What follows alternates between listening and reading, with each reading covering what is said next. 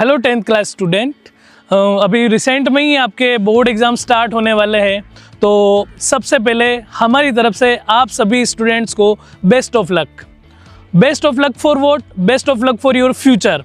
अब इन 10th के exam में, इन बोर्ड्स के एग्ज़ाम में आप लोगों को कैसे क्या अच्छा करना है, कैसे कुछ चीज़ें ठीक करनी है और कैसे उन सभी चीज़ों में आपको साइंटिफिक अप्रोच लानी है, मैं अविनाश लोहार आपकी उन सभी चीज़ों में हेल्प करूंगा। अभी जो आपके पास टाइम रिमेनिंग है 10th क्लास एग्ज़ाम के लिए, वो काफ़ी लिमिटेड टाइम है। We have very insufficient, very little time to prepare our exam, ठीक है। But we can do everything in this time period. हमको सबसे पहले अपना एक शेड्यूल बनाना है, उस शेड्यूल के अकॉर्डिंग ही हमको चलना है। जैसे आपको मिनिमम डे का 6 to 8 आवर आपको स्टडी का देना है। अगर आप डे का, एक दिन का 6 to 8 आवर अगर आप स्टडी को देंगे, तो आपकी सारी चीज़ें, आपके कॉन्सेप्ट्स, आपके लर्निंग पैटर्न्स, आपकी सारी थ्योरीज, आपके सारे ऑब्जेक्टिव्स, वो सारी चीज़ें इस समय क्या हो जाएगी, क्लियर हो जाएगी। अब इनको अचीव कैसे करेंगे? हर चीज़ को पढ़ने के पीछे अपनी एक साइंटिफिक अप्रोच होनी चाहिए। जब भी आप पढ़ना स्टार्ट करें, सबसे पहले आप हार्ड सब्जेक्ट से स्टार्ट करें। किसी भी सब्जेक्ट को अगर आप पढ़ रहे हैं, जैसे आज सुबह आपने पढ़ना चालू किया, तो सबसे पहले आपको साइंस को पढ़ना है।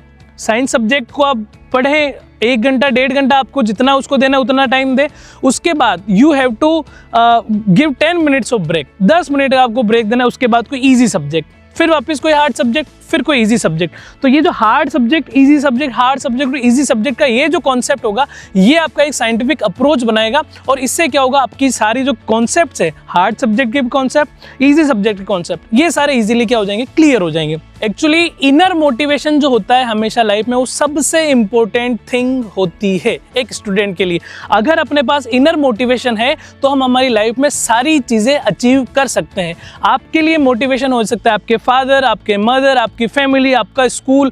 आपका एक ही एम होना चाहिए कि इन 10th के परसेंटेज से, इन बोर्ड एग्जाम में मैं कैसे अच्छा करके अपनी फैमिली का, अपना नाम, अपने परिवार का नाम में कैसे आगे बढ़ा सकता हूँ। तो इन सभी चीज़ों के लिए आपको मेहनत करनी है। इस मेहनत में हम आपके साथ, हमेशा आपके साथ खड़े हैं।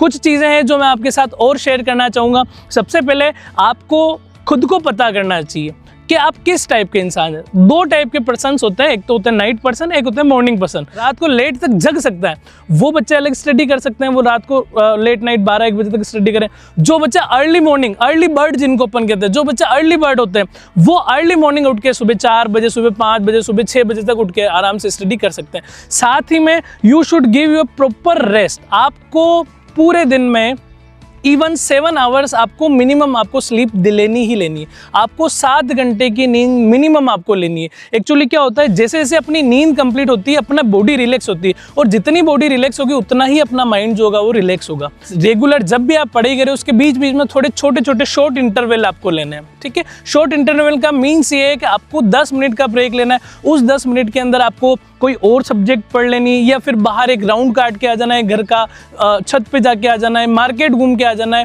पर इन 10 मिनट्स के अंदर, या फिर इन एग्जाम के जितना भी आपके पास टाइम है, इन 10 दिनों में, इन 20 दिनों में जितना भी आपके पास टाइम है, इसमें आपको मोबाइल को बिल्कुल अवॉइड करना है। मोबाइल से आप दूर रहें, सोशल मीडिया से आप दूर रहें, और अपना जितना भी फोकस है, वो सारा फोकस आपको स्टडी को देना है। ये जो फोकस होगा, ये फोकस आपकी आगे का करियर, आपकी आगे की लाइफ को आपको डिसाइड करने का काम करेगा। और जितना हो सकता है अपने साथ में पॉजिटिव चीज़ों को रखें। कुछ भी चीज़ समझ में नहीं आ रही है, किसी भी सब्जेक्ट से रिलेटेड अगर आपको कोई भी डाउट हो, you can call me, you can text me any time. I am always there for you. Thank you so much.